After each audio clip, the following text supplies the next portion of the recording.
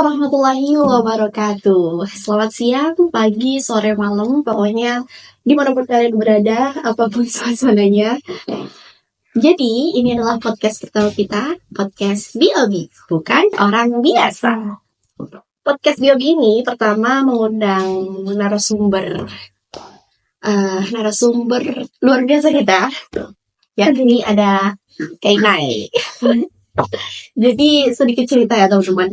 Kak Inai ini adalah seorang mahasiswa YMI yang pertama kali kesini. Jadi dulu belum ada spraynya, terus kasur juga masih beberapa. Pokoknya benar-benar satu orang yang pertama kali kesini, belum ada siapa-siapa. Kak Inai adalah orang pertama datang ke YMI. Oke, mungkin Kak Inai bisa sama-sama dulu teman-teman semuanya. Hai teman-teman, perkenalkan nama aku Putri Ayu Yanti Aprilia. Biasanya aku dipanggil Inaya. Nah, aku dari Lamongan, Jawa Timur. Aku anak Lamongan, Ore. Are-are Lamongan. Ya, Jawa Timur ya, tonton no. Habis itu aku dari Indonesia Hidayatullah, kuliahnya tapi alhamdulillah udah lulus. Baru kemarin Agustus aku di jurusan bahasa Arab, kakak. Jurusan bahasa Arab? Yes, right. Bukan terjemah kah? Oh, iya terjemah, tapi terjemahnya tuh ke bahasa Arabnya. Oh gitu. Oke, jadi Kak Ina ini adalah seorang mahasantri. Sorry. Kak Ina ini adalah seorang mahasiswa sekaligus mahasantri YMI. Jadi teman-teman kalian bisa bayangin gak sih, mahasiswa dengan segala tugas-tugasnya, ngerjain makalah, ngerjain penelitian. Tapi Kak Ina ini memutuskan untuk menjadi seorang mahasantri, menghafal Al-Quran, dan melakukan aktivitas-aktivitas asrama lainnya. Jadi gimana Kak Inai?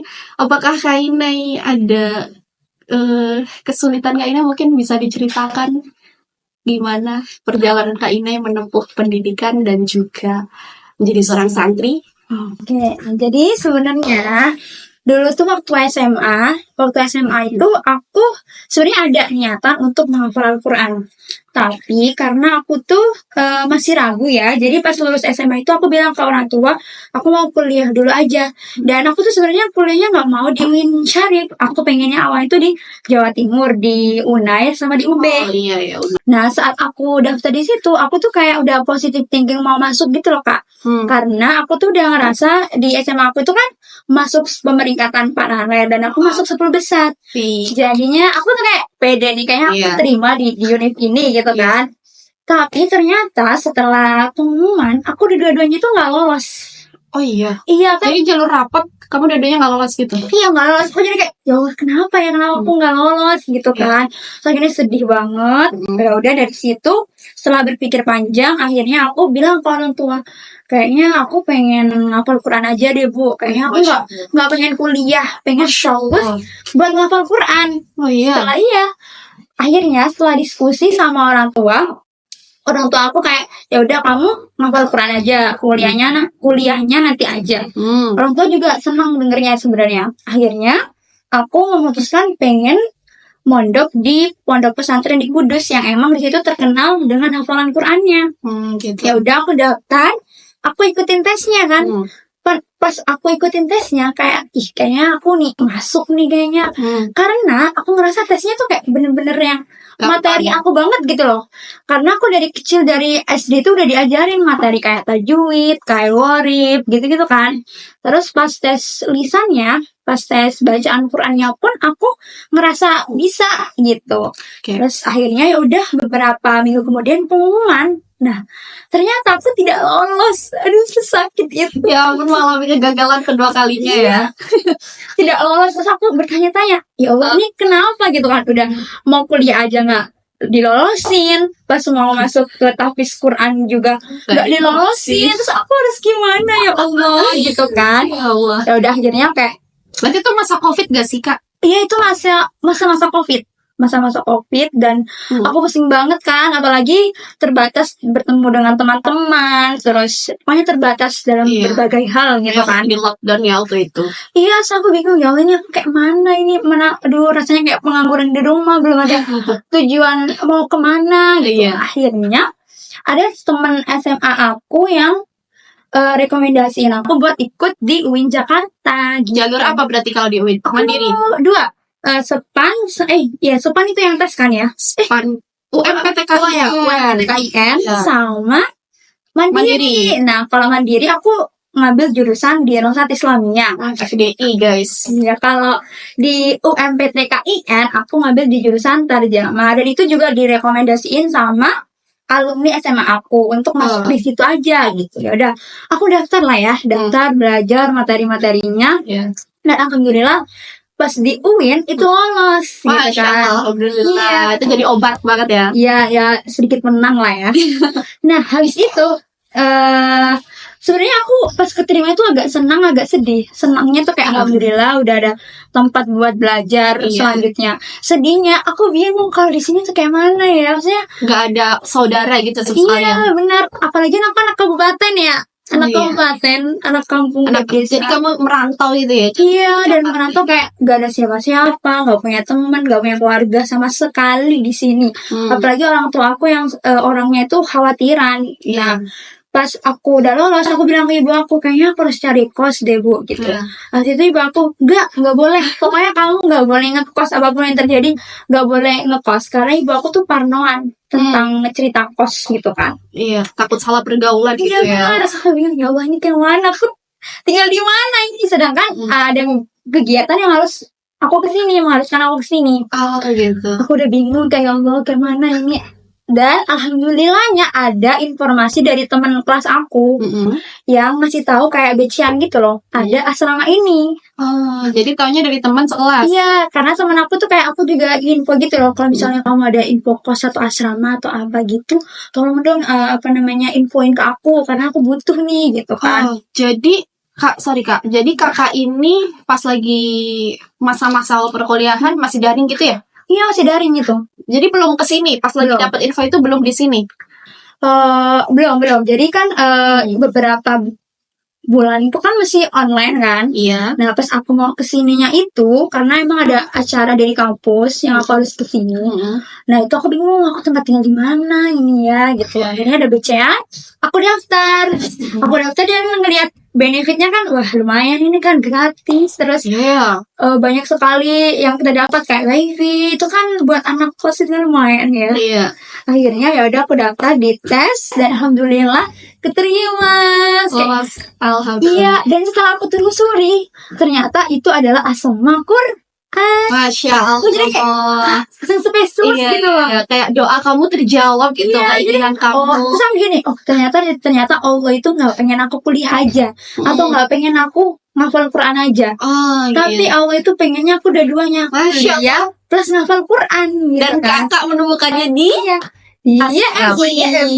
Padahal ya, Aira, aku tuh dulu tuh udah kayak nanamin di prinsip aku kalau kuliah ya kuliah aja, ngafal Quran aja gitu. Aku kayak nggak mau mencampurkan kedua-duanya, itu benar-benar nggak mau karena aku takut gitu lah.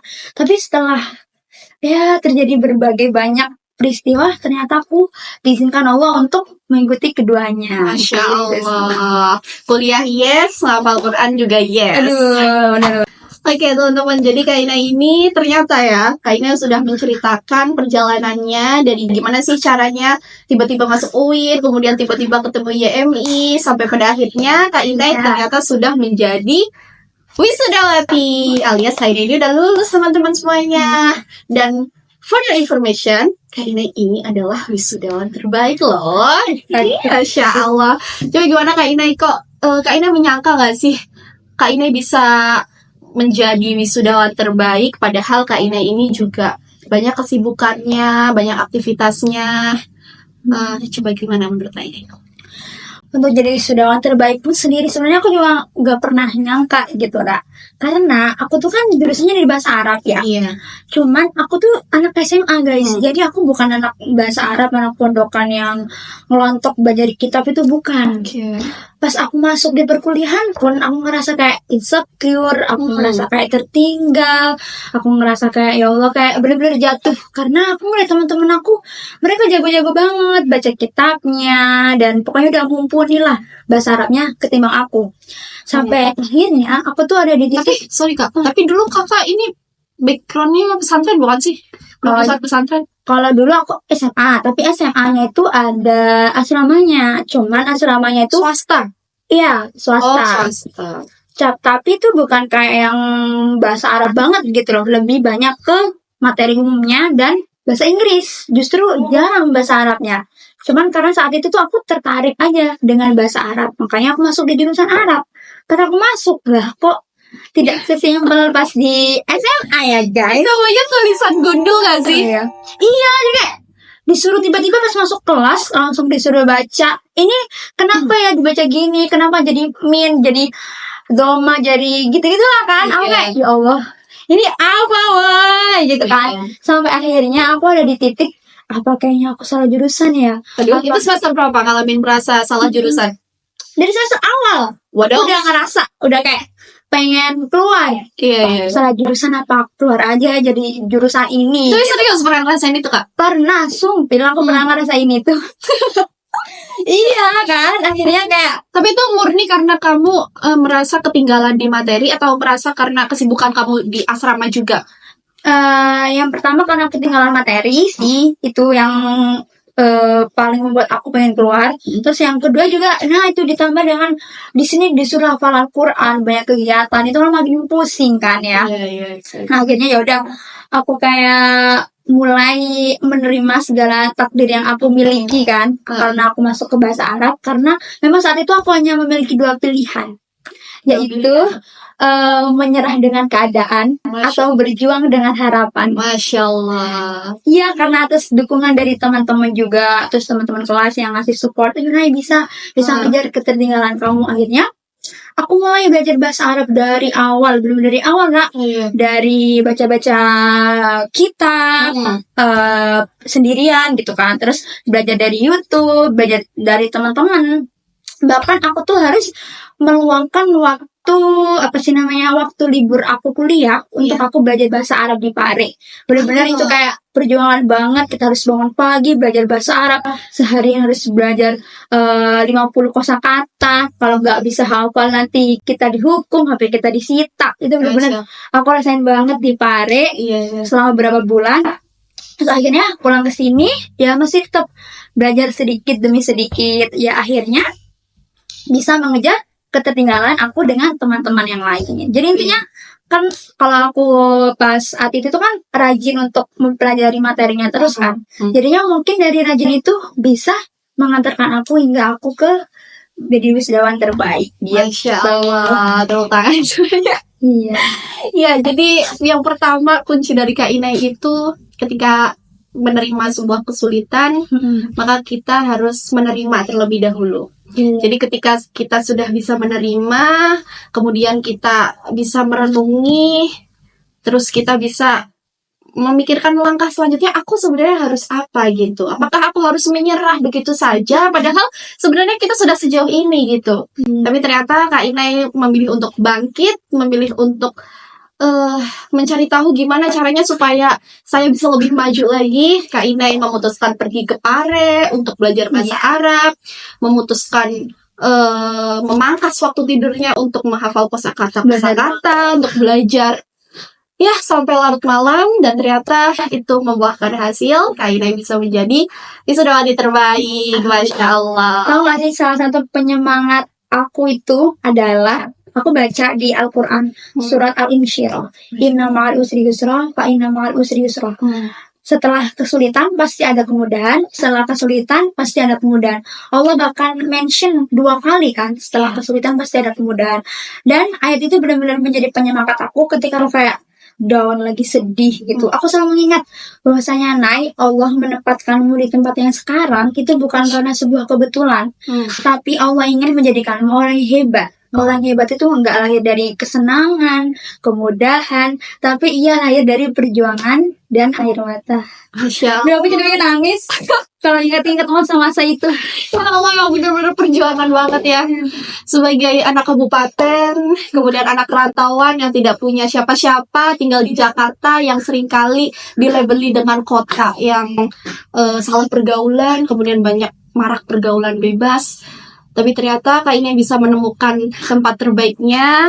Kak Inai bisa mendapatkan jurusan di UIN Jakarta jurusan Bahasa Arab, dan Kak Inai bisa mendapatkan tempat terbaiknya di YMI, tempat yang senantiasa membuat Kak Inai sering dekat dengan Al-Quran, kemudian sering melakukan aktivitas-aktivitas ibadah yang lainnya, kemudian banyak teman-teman yang saling mendukung ya Kak Inai. Iya. Jadi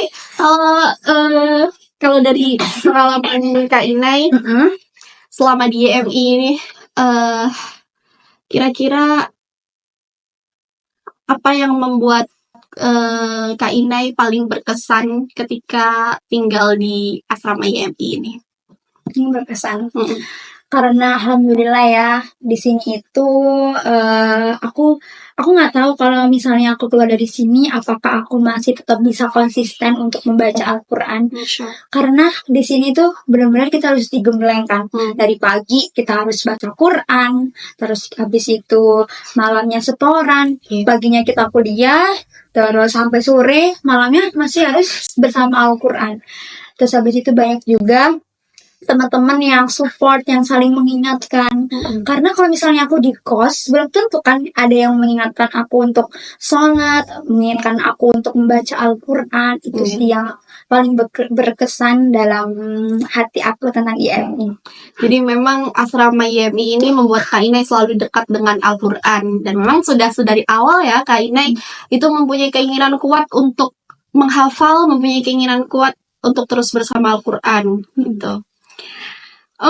Kak Inai di asrama YMI ini kan bukan hanya sekedar menghafal ya. Jadi di sini juga banyak kegiatan-kegiatan seperti kepanitiaan, misalnya seperti ada momen hari santri, kemudian juga ada bagi-bagi santunan, kemudian open donasi, kemudian apalagi ya Kak Inai?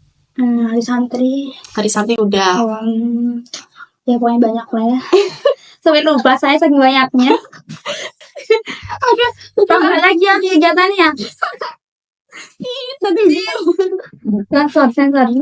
Iya, jadi banyak banget. Maksudnya kegiatan sosial. Jadi selain asrama Quran, asrama YMI ini juga merupakan asrama sosial, sering melakukan kegiatan-kegiatan yang memberdayakan masyarakat sekitar. Jadi bukan hanya memberdayakan kita sebagai para santrinya di sini, tapi juga masyarakat sekitar. Misalnya nih, di asrama YMI ini juga setiap sore ada yang namanya TPQ. Jadi anak-anak di daerah YMI, tepatnya di daerah Gang Mandor, Ciputat, Tangerang Selatan, anak-anaknya itu pada ngaji di YMI setiap sore. Dan setiap hari Kamis itu ada es krim gratisnya loh guys. Keren banget ya si YMI. Iya. Oh ya teman-teman semuanya, Kak Inai ini selain yang udah diceritakan kesibukan Kak Inai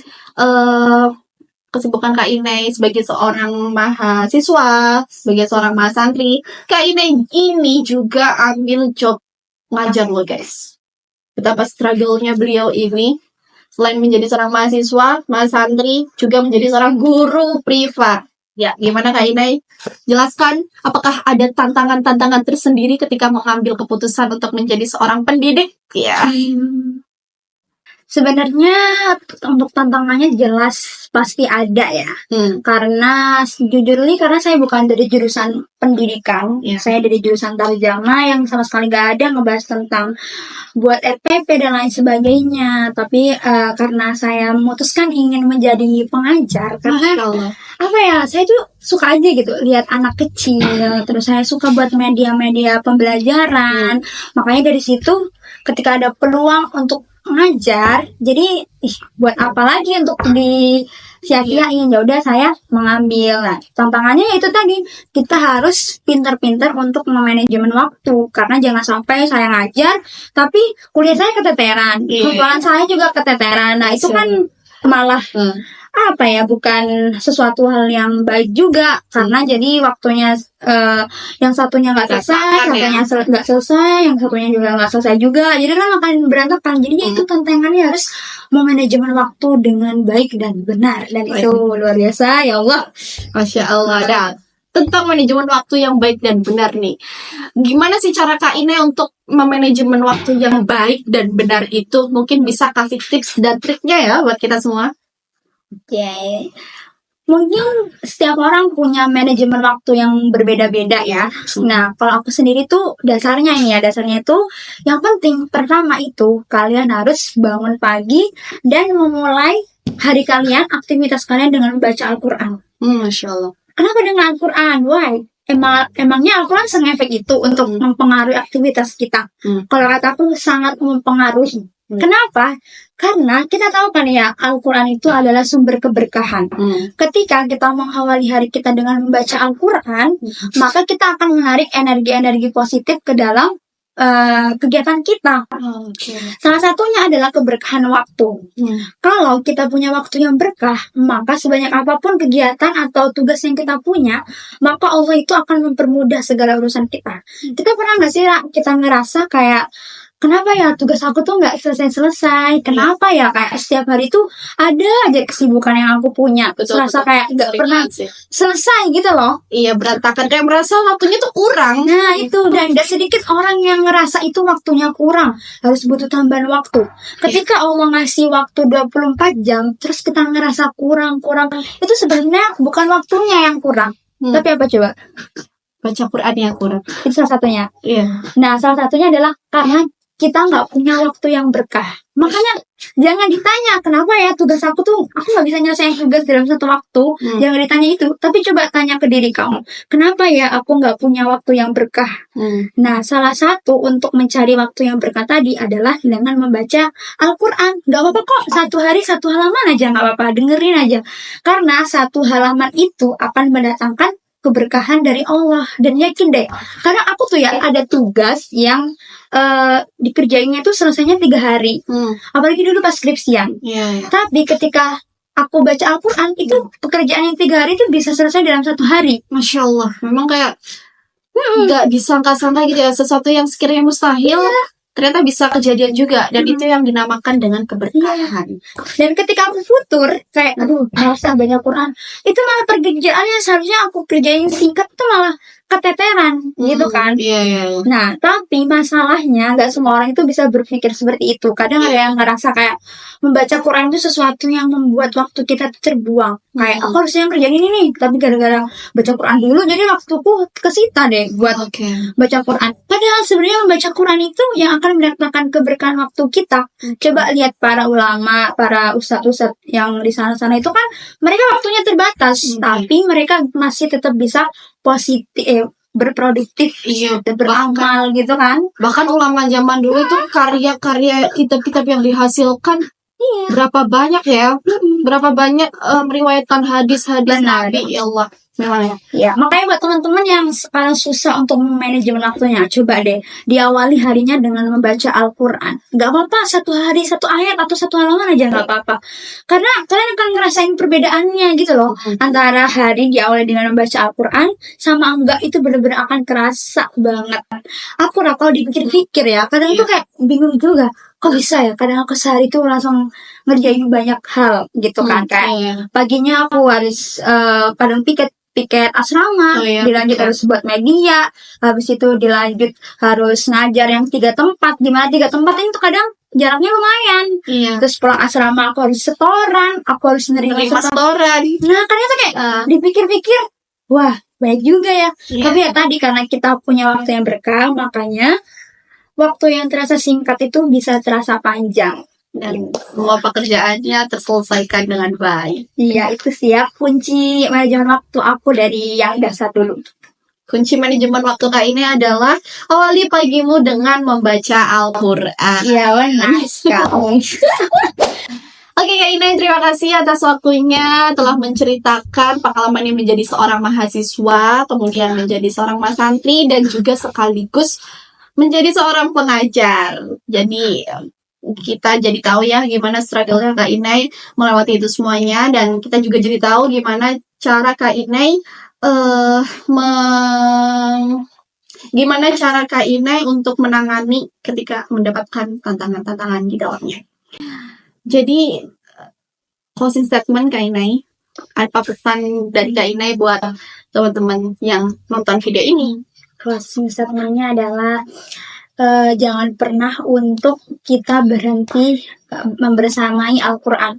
Sesibuk-sibuknya kalian berkegiatan di dunia ini, jangan pernah sampai kita lupa dengan membaca Al-Quran. Kalau misalnya kita nggak bisa baca 1 halaman, kita baca setengah halaman. Kalau kita nggak bisa baca setengah halaman, kita baca 1 ayat aja. Kalau misalnya 1 ayat aja kita nggak bisa, coba buka Qurannya, lihat Qurannya, tutup lagi, udah. At least ada hari dimana kita itu nggak lupa gitu sama pedoman hidup kita. Itu sih teman-teman ya. Allah, langsung adem hatiku, rasanya kayak ya Allah, rasanya kayak Aduh, ternyata banyak banget hari aku yang terlewat kurang membaca Al-Qur'annya ketika melihat pengalaman Kak Ine yang sebegitu dekatnya dengan Al-Qur'an. Semoga ini menjadi motivasi buat kita semuanya. Barangkali teman-teman yang masih merasa kurang baca Qur'annya, disibukkan waktunya dengan hal-hal duniawi. Setelah mendengar podcast ini, kita jadi sadar bahwa kita bahwa Al-Quran itu sepenting itu untuk hidup kita, untuk keberkahan hidup kita tentunya. Oke, sekian semuanya. Terima kasih yang udah menonton podcast perdana kita kali ini di podcast BOB, bukan orang biasa. Bye-bye.